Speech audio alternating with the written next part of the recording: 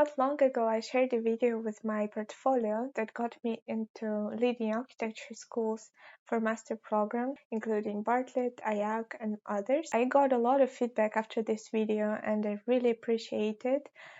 Probably people who've asked me for advice have already graduated. I think that tips that I'm going to share today might be applicable for both students and recent graduates. After graduation, I spent 1 year working as an architectural assistant slash computational designer, and now I work for another company which has a specific field that I'm interested in.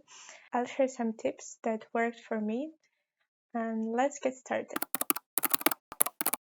I decided to categorize them into two groups: content and presentation of this content. Your portfolio is a short but representative story of your professional life, and you have very short time to convince somebody that you're worth a second look. So here's the basic structure: cover, CV, table of contents, some relevant hobbies, and contact information. Second tip would be to pick from 3 to 4 projects, only the best ones, and it's better if you like them yourself because you should be ready to explain any of these projects during the interview. Analyze your audience and understand what you are targeting for, and based on this, you should choose only relevant content that will support your application. And we can categorize them into two groups. The first one is the broad variety of projects that expose all skills that you have. I used it for master applications and first job searches because I was still figuring out what I'm most interested in and what kind of work I'd like to do, though I still put slightly more emphasis on parametric design.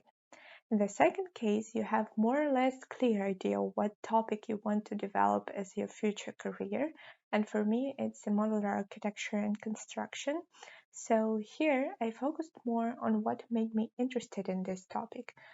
It shouldn't be only modular projects included, but content that support principles and advantages of modular construction and your passion towards this particular theme. The next point is storytelling.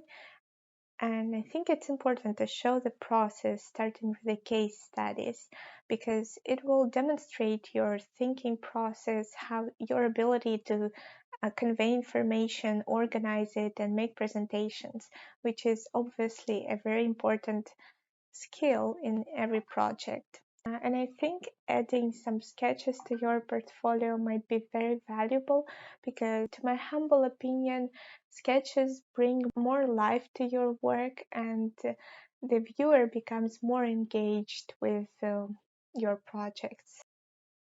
The next tip would be to show the range of skills: technical skills, graphic software skills, design interests, maybe some hobbies. To show the viewer your passion, you should bring awards, some published works, and maybe some build projects, only if you have some.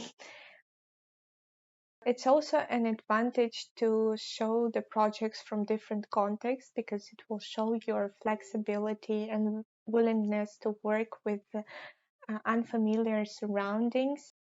I think it's important to be respectful to your colleagues, and you can put credits in the projects if you worked in a team. And you can also put your level of contribution, what stages you participated in, what drawings you did, just to be clear with your level of engagement with the project you are presenting. Now let's move on to the visual presentation. First thing I did was searching for some references of other professionals to get the idea what graphic decisions might suit my work. It might help you to develop unique style of yourself based on visuals you gathered.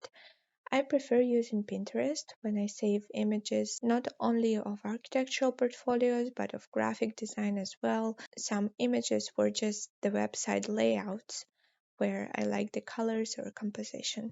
Another helpful website is Issue.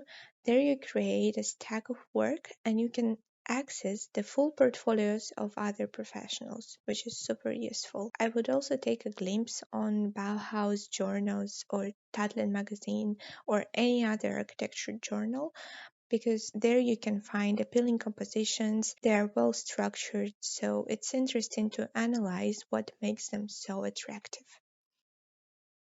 Cover page is the first impression you make on viewer. It's like an introduction to the story about your professional life and your personality, so it needs to give clues of the content and style to keep your presentation consistent. On the front page, add your name, title, portfolio, and a time period during which included projects were designed. In my case, it was slightly different because I made it according to the Bartlett requirements for application. Choose only the best images, visually appearing renderings, simple and clear diagrams, and clean drawings. Avoid pixelated pictures. It's better to spend a couple of hours improving your renderings rather than adding half-baked information. The next point is probably one of the most important ones. Focus on the general layout. I started with defining dimensions for the page, then created a regular grid. As you can see, now it looks organized, though it's all the same. So I emphasize accents to make it more dynamic, and this will create a lasting impression. Our eyes need a break from consumed information, so it's good to leave white spaces and design a clear break from project to project.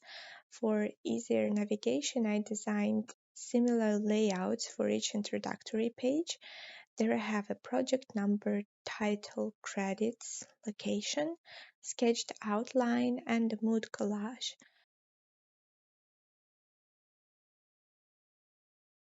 I also included here the page from one portfolio reference that I analyzed before creating mine.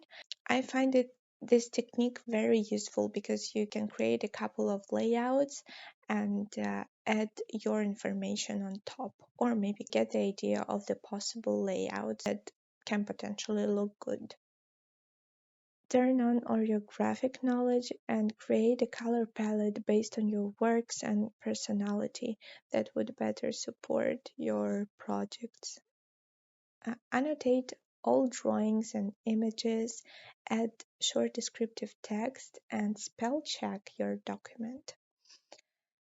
Add links to your personal website if you have one. I just find it very useful for job applications because I think it's a pain to upload candidates' portfolios every time unless they specify requirements for application. You should remember that portfolio is subjective and it's not ever finished.